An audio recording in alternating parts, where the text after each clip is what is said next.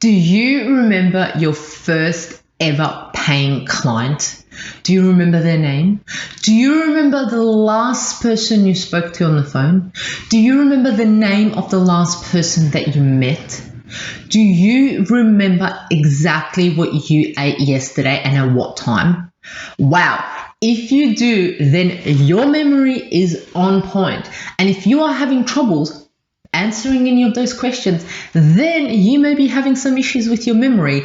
And that's why you need to listen to today's episode, which is going to be all about memory and how you are able to increase your memory and what foods are good for your memory. So let's get into it and talk memory.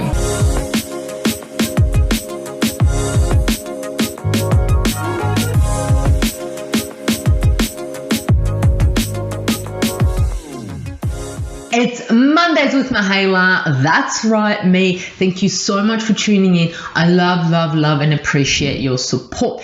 If this is your first time on this podcast, on this channel, my name is Mahela. I'm a qualified naturopath and I'm passionate about all things health, business, and overall success. And the reason why I made this channel, well, today's Mondays with Mahela, is to provide you with simple, sustainable, and savvy health hacks that you can implement right now to optimize your health. And today's all going to be about 5 foods that are going to assist you with your memory.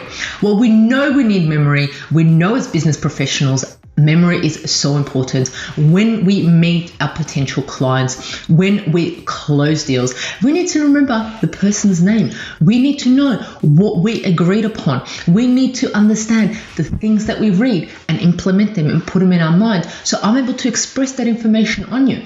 For me, memory is key because if I'm sitting down with a client and they're asking me a question, unless my memory is on point, I'm not going to be able to answer it.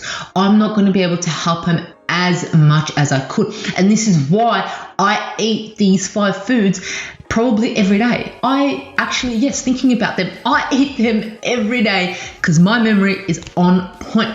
Well, let's get into and talk about today, and let's get into and talk about what is memory. So the study of human memory has been a subject of science and philosophy for thousands and thousands of years and has become one of the major topics of interest in cognitive psychology. I absolutely love psychology, and to all the psychologists, counselors out there, you're doing an absolutely amazing job.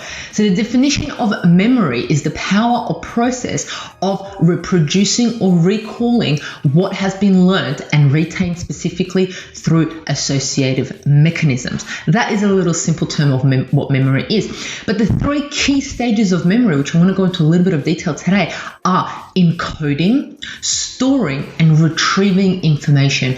Those 3 are the big 3 processes involved in memory. And something can go wrong in any of those stages. But let's go into the first stage, which is encoding. What is it and why do you need to do it properly to get the right memory? Okay, so encoding is when information comes into your memory from a sensory input. It needs to be changed into a form that the system recognizes and can be stored. So it's kind of like, for example, when you're going to another country, you have an Australian dollar and you can't buy with an Australian dollar. For example, let's say you're in Bali, you can't buy with you can buy with an Australian dollar, but let's pretend you can't buy with an Australian dollar. You need to change into their currency. So you're changing that Australian dollar into the country's currency so you're able to buy what you need. And this is exactly what encoding is. It's getting the information that you're getting inside, either visually or so forth, and then encoding it into a way that your system recognizes.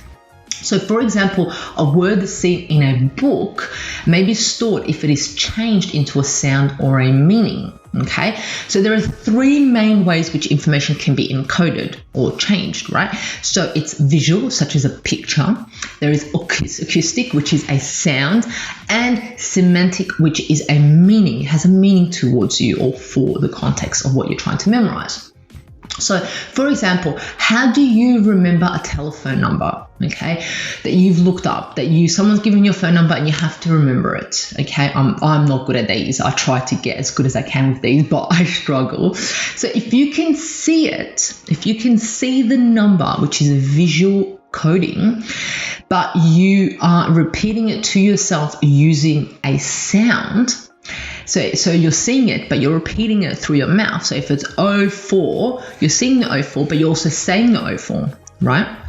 So evidence suggests that this is the principal coding system in the short-term memory is acoustic coding. So that's for your short-term memory to remember it. When a person is presented with a list of numbers and letters, they will try to hold them in the short-term memory by rehearsing them verbally. So you'll say, you'll meet Jane, you'll say, hello Jane, so your name is Jane, and in your head you're like, her name is Jane, Jane is her name is Jane, Jane is her name, what is her name is Jane. So you'll remember it by saying it like that. Really interesting, isn't it? And those are some little tips and hints that you can use. The other one is storage, right? This concerns the nature of memory stores, where the information is stored, how long the memory lasts for, so duration, is it short term, is it long term, how much can be stored at any given time, which is the capacity, and what kind of information is held. That is all dealt with storage. The way we store information affects the way we retrieve it, which is the next stage we'll talk about. There has been a significant amount of research regarding the difference between short-term memory and long-term memory. You know, how do you store it? Where do you retrieve it from? Most adults can store between 5 and 9 items in their short-term memory. You've probably heard about this before. I remember when I did psychology, I think in year 10 or something, I learned about this, which was Miller in 1956, ages ago. He put an idea forward, which he called the magic number 7. So he thought that short-term memory capacity was 7 minus or plus 2, which is where the 5 and the 9 come from, if you know your maths, that you can have a certain amount of slots, which are items that you can remember. However, apparently Miller didn't specifically specify the amount of information that can be held in each slot. Okay, so he's saying you can hold 7 minus 2 or plus 2 slots, but he didn't specify in those slots how much information you can keep. Indeed, if we chunk information together, we can store a lot more information in our short-term memory, in contrast to the capacity of long-term memory, which is thought to be unlimited. So if we go ABC is 1 slot, and then 1, 2, 3 is another slot, that means we have 5 or so more slots to remember, and we're more likely to remember it. That's why it's good to group things together. That's helped me out a lot.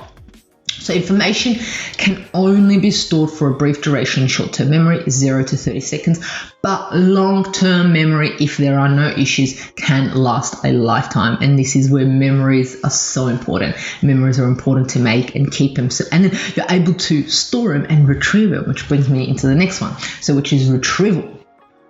This refers to getting information out of your storage. If we can't remember something, it may be because we're unable to retrieve it. I don't know, there's individuals that are like, oh, what's that person's name? I remember that person's name. I know them. You can't retrieve that information. When we are asked to retrieve something from memory, the difference between short-term memory and long-term memory is very clear. Short-term memory is stored and retrieved sequentially, so through a sequence.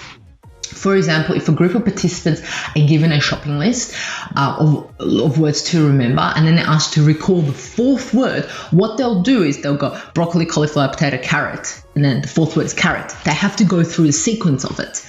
However, a long-term memory is stored and retrieved by association.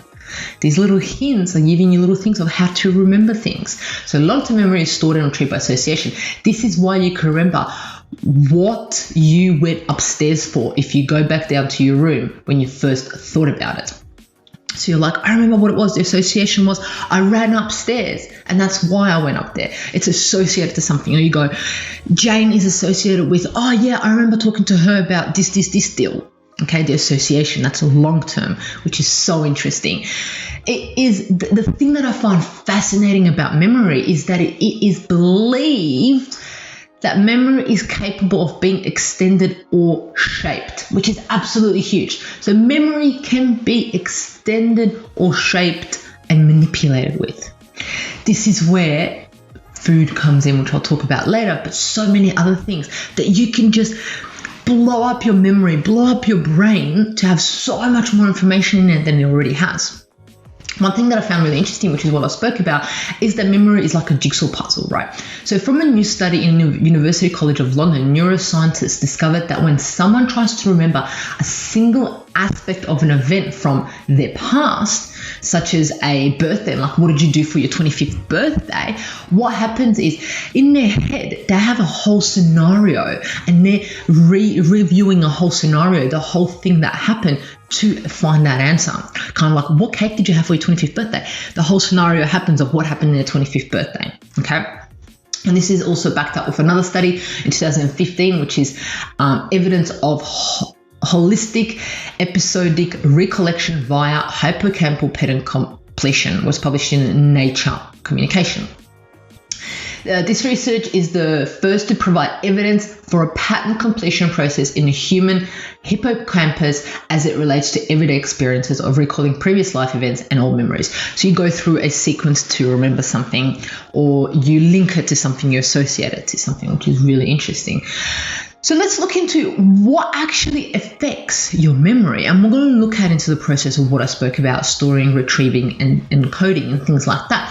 So forgetting is surprisingly such a common issue. A lot of us are faced with it. You don't have to have Alzheimer's or dementia to forget. It happens every single day. Just consider how often you forget someone's name, right? All the time. Or you forget an appointment, or you forget to do something that you're meant to do. Forgetting can happen for a number of reasons, including a failure to retrieve the information from the long-term memory, which is what I spoke about. Research has shown that one of the critical factors that influence memory failure is time. Information is often quickly forgotten, particularly if people do not actively review and rehearse this information. And this is why if you've ever studied for an exam, you know you have to review and rehearse that information and put it into your long-term memory. So why do we forget things? So there are a few explanations why we forget things in regards to memory, looking at just memory in the brain. So retrieval failure, we can't retrieve it. Interference, so when we're trying to remember it, something interferes with it. Failure to store, we're unable to store it in certain parts of our brain, and we may be motivated to forget, which is a very deep topic that you can go into with a psychologist, a counselor, and so forth. So sometimes information is simply lost from memory, and in other cases, it was never stored correctly in the first place. So there can be an issue in those three pathways that we spoke about. So that has to do with the brain, but let's look at the most important factor that I believe is important and can affect our memory, and that is your diet. Has a big impact on your brain health. What we eat impacts your brain, no matter what you say. Food impacts your brain, full stop. Inflammatory diet patterns that are high in sugar, refined carbohydrates, unhealthy fats, and processed foods can contribute to impaired memory and learning, as well as the increased risk of disease such as Alzheimer's and dementia, which is so scary, so scary. I don't know if you've ever had anyone in your life that has the Alzheimer's or dementia, but it is heartbreaking. It is absolutely heartbreaking to see that individual not being able to retrieve that information, not being able to remember, just being a totally different person they are. It impacts so many families, it impacts so many individuals. And that's why I'm here. I'm here to provide information so we are proactive and individuals don't have to face with such a hurtful disease. So an article in the Frontiers of Behavior Neuroscience 2017 stated the so-called Western diet, which is rich in saturated fats and refined carbohydrates, excessive consumption of this diet is associated not only with the development of obesity, but also in reduced cognitive function, cognitive decline, and dementia. So poor diet is a potential risk factor for development of cognitive impairment. Dietary nutrients are protective, it doesn't protective brain, so it doesn't protect your brain. So there's so many individuals in this. There's so much food that impacts your brain in a negative aspect. But today, I'm not going to talk about the negatives. I'm going to talk about the positives. I'm going to talk to you about 5 foods that you can eat right now so you can have that brain and love your brain and love those memories that you're going to make, because what's life without memories? Tell me, let's think about it. What is life without memories? So let's make those memories, but then let's ensure that we're able to retrieve, store, and code those memories properly with the help of food. Number 5 is avocados. That's right. Well, a lot of people, it is a fruit. Avocado is a fruit. It's an absolutely amazing fruit. I absolutely love avocados. It is so versatile. You can do so many things with it. It contains vitamin K, folate, what also helps prevent blood clots in the brain, protecting us against a stroke, as well as improving our cognitive function, especially memory and concentration. Vitamin D is filled with B vitamins, C vitamins, which aren't stored in your body and needed to be replenished daily. So you need to have an avocado every single day. Here comes the avocado industry rising. There you go, something to invest in. So, plus they have the highest protein and lowest sugar content of any fruit. Okay, because we're also scared to eat fruit because of the sugar. It shouldn't be like that. But anyway, so lutein is a little known plant nutrient that helps brain cells be healthy. It has previously been found to protect against cognitive decline. Avocados are one food highest in this lutein that's been found. So healthy saturated fats in avocados help your brain cell membrane flexibility according to this study. Avocados contain highest quantity of monosaturated fatty acids, and in a study published in October 2012 issue of the Federation of Australian Society of Experimental Biology, they always have big names, found that monosaturated fatty acids help protect nerve cells in the brain known as astrocytes, okay? And they provide support for information carrying nerves. And these information carrying nerves are key for memory. So in a lab, animals studied monosaturated fats, which are contained in the avocado fruit, improves the brain's ability to control muscles in animals with impaired astrocyte function, which is what we spoke about earlier. Fish oil, also tested in this study, did not provide the same benefits. So this is comparing fish oil with avocados, and who won? Avocados. So research concluded that monosaturated fats may be helpful in the treatment of certain brain disorders that involve problems with the ability of the astrocytes to properly utilize lipids. So this is kind of like they can use it when they have brain functions, but we're trying to prevent it. So imagine using avocados to improve your brain function. Amazing. And they're so yummy. Number 4 is blueberries. I absolutely love blueberries. I think blueberries are nature's candy. Thank you so much. Blueberries are absolutely amazing. Just remember, blueberries need to be organic. Okay, so one of the highest antioxidant-rich foods known to mankind, blueberries. So they include high in vitamin C, high in vitamin K, and fiber. Because of their high levels of gallic acid, blueberries are especially good at protecting our brains from degeneration and stress. Okay, blueberries contain polyphenols compounds, mostly. So these polyphenols that they have most of, which have antioxidant, anti-inflammatory effects, and we know that inflammation in the brain affects our memory. They've also been associated with increased neural signaling in the brain center mediated memory function, as well as improved glucose disposal. We know how key it is for glucose disposal and influencing that insulin in regards to our brain function. So these preliminary memory findings are encouraged and suggest that consistent supplementation with blueberries may offer an approach to stall or migrate neurodegenerative diseases. Wow, right? Wow. Like I mentioned, blueberries contain flavonoids or plant compounds, which are antioxidant and anti-inflammatory properties. Antioxidants reduce the damage of toxic substances called free radicals in our brains, which occur all the time. It's happening right now, which is a major contribution to cognitive decline. Stress and inflammation contributes to reduced memory and overall brain functions. While blueberries cannot stop or prevent memory loss on its own, they could help lower your risk of memory problems and slow down the progression once they strike. So essentially what this is saying is we are all stressed, we're all producing oxidative stress, and if blueberries can assist, why not? They're assisting through their flavonoids that they have in them that gives them the color, the beautiful bluey purpley color. Oh my gosh, like I can just taste the blueberries in my mouth talking about them. Number 3 is broccoli. If any of you know me, you know I love my broccoli.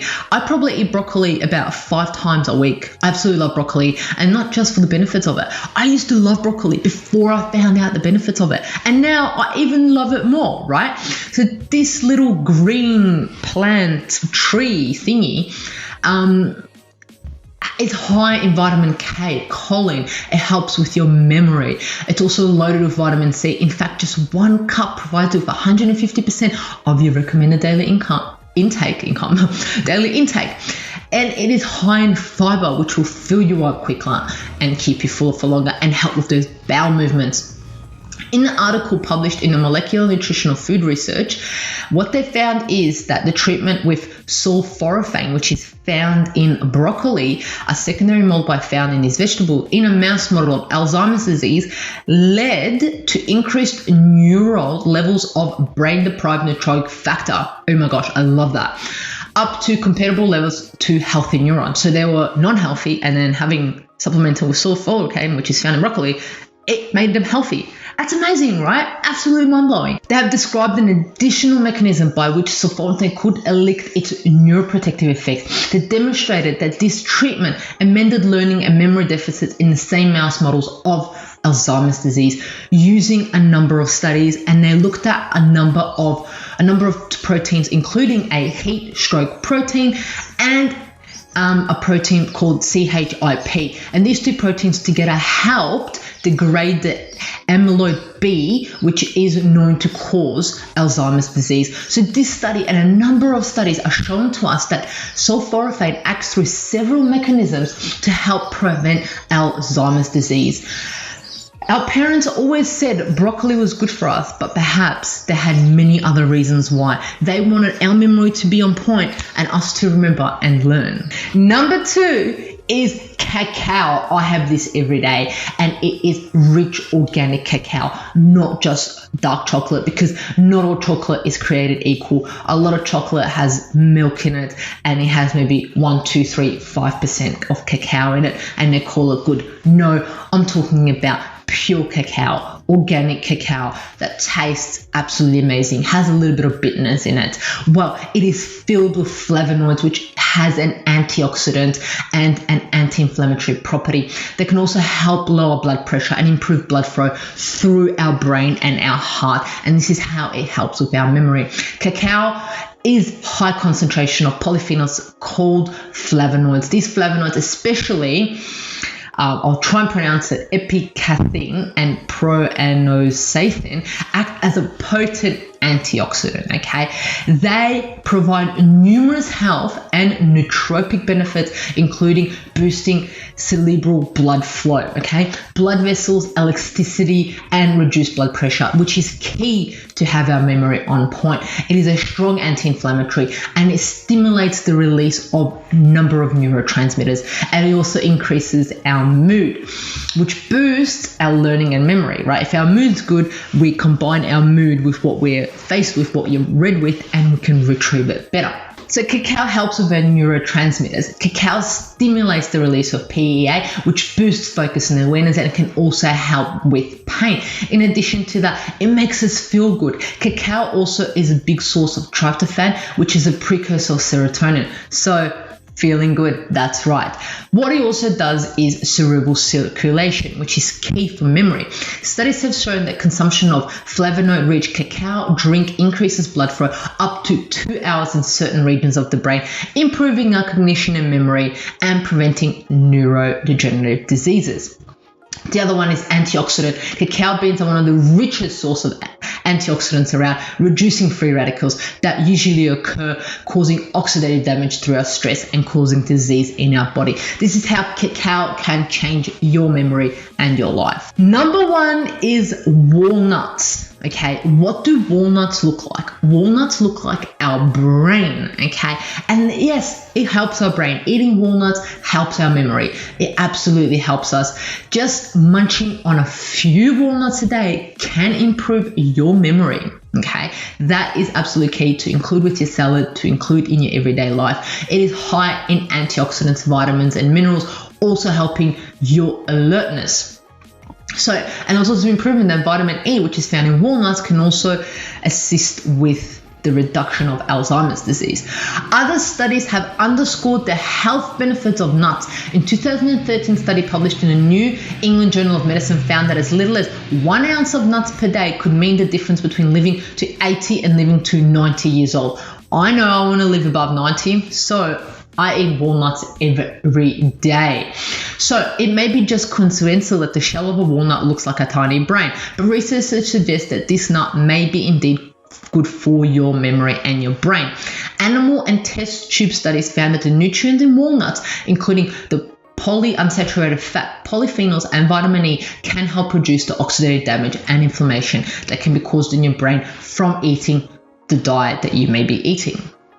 In a 10-month study of Alzheimer's disease, mice fed 6 to 9% of the calories as walnuts, which is about 28 to 45 grams daily in people, had significant improvements in learning skills, memory, anxiety reduction compared to those individuals who ate no walnuts.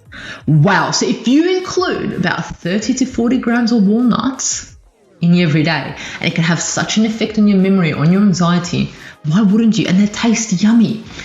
Another one is observational studies in older adults have linked eating walnuts to better brain function, including faster processing speed, more mental flexibility, and better memory. We know as business professionals, we need our memory to be on point. As business professionals, we need to remember what we are learning. We need to have our memory sharp and on point to be successful in our business, to be successful in our everyday life. So there you have it. 5 foods that I know I eat every day that help with my memory, that help with my brain function, and hopefully you are able to include these in your everyday or every week so you can increase your memory function.